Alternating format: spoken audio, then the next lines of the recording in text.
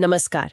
आज हम बात करने वाले हैं भारत के शायद सबसे मशहूर लेकिन उतने ही रहस्यमयी खुफिया अधिकारी रामेश्वर नाथ काउ यानी आरएन काउ के बारे में। जी हाँ, आरएन काउ।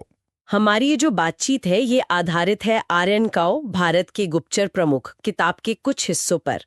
हम कोशिश करेंगे समझने की कि रिसर्च एंड एनालिसिस विंग मतलब आरएडब्ल्यू कि ये संस्थापक कौन थे और भारत की सुरक्षा में उनका क्या रोल रहा। बिल्कुल, उन्हें भारत का स्पाई मास्टर भी कहते हैं और ये जानना दिलचस्प होगा कि क्यों। हाँ, तो थोड़ी बेसिक जानकारी दे दें पहले। जरूर। देखिए, जन्म 1918 में और मृत्यु 2002 में। वो इंडियन पुलिस सर्विस यानी आईपीएस से थे, फिर इंटेलिजेंस ब्यूरो आईबी में आए। अच्छा। और फिर सबसे अहम 1968 में उन्होंने आरएडब्ल्यू की स्थापना की। वो उसके पहले प्रमुख बने। और उनकी पढ़ाई वो इलाहाबाद यूनिवर्सिटी और ला मार्टिनियर कॉलेज लखनऊ से हुई थी, है ना? जी। और देखिए 1939 में, मतलब आजादी से पहले, वो इंडियन इंपीरियल पुलिस में शामिल हुए थे। हाँ, ये दिलचस्प है। फिर आजादी के बाद वो इंटेलिजेंस ब्यूरो आईबी में आ गए। और ये बहुत महत्वपूर्ण था क्योंकि नया नया देश बना था और एक मजबूत इंटेलिजेंस सेटअप की सख्त जरूरत थी। सही बात है। तो काउ ने शुरू से ही देश की सुरक्षा से जुड़े, मतलब अंदरूनी और बाहरी, दोनों तरह के मामलों में अहम भूमिका निभाई।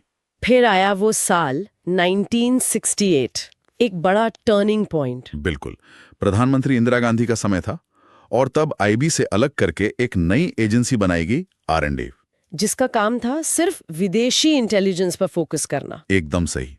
और काउ को इसका पहला चीफ बनाया गया। तो यहीं पर सवाल उठता है कि भाई आईबी तो थी ही, फिर अलग से आरएनडब्ल्यू की जरूरत क्यों आन पड़ी? देखिए, इसकी जड़ें ना वो 1962 के चीन युद्ध के अनुभव में है। अच्छा।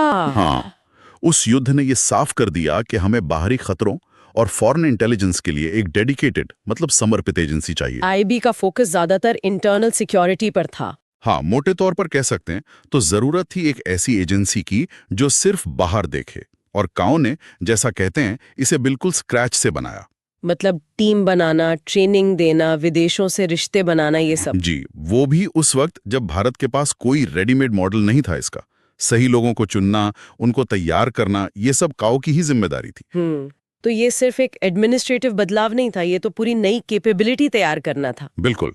और उनके लीडरशिप में आरएनडॉ ने कई बड़े मौकों पर अहम भूमिका निभाई। जैसे कुछ मिसालें। सबसे बड़ा उदाहरण तो 1971 का है, बांग्लादेश की आजादी। हाँ, उसके बारे में काफी सुना है। आरएनडॉ ने पर्दे के पीछे रहकर उस वक्त की भारत पाक लड़ाई की तैयारी में और मुक्ति बाहिनी को सपोर्ट करने में बहुत बड़ा रोल अदा किया, बहुत ही सीक्रेट तरीके से। अच्छा, और सिक्किम का विलय 1975? हाँ, वो भी।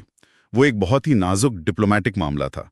उसे बड़ी समझदारी से हैंडल किया गया और इसमें भी आरएनडॉ का हाथ था। और भारत का परमाणु कार्यक्रम पोखरण आई 1974 वाला, उसे भी तो गुप्त रखना था।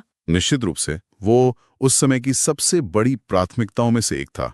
पूरी दुनिया की नजर थी। हाँ। तो उसे सीक्रेट बनाए रखने में आरएनडॉ की भूमिका बहुत अहम थी। और सिर्फ यही नहीं, अगर हम थोड़ा और पीछे हटकर देखें तो उस कोल्ड वॉर के जमाने में काउ ने इजराइल की मोसाद और अमेरिका की सीआईए जैसी एजेंसियों से भी संपर्क बनाए। अरे, ये तो बड़ी बात है।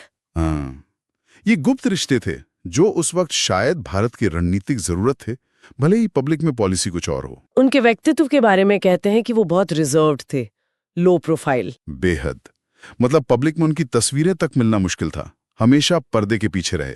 लेकिन देश के लिए उनका समर्पण बहुत गहरा था, तभी तो the spy master of India कहलाए। और सुना है प्रधानमंत्री इंदिरा गांधी का उन पे बहुत भरोसा था। हाँ, बिल्कुल, अटूट विश्वास था।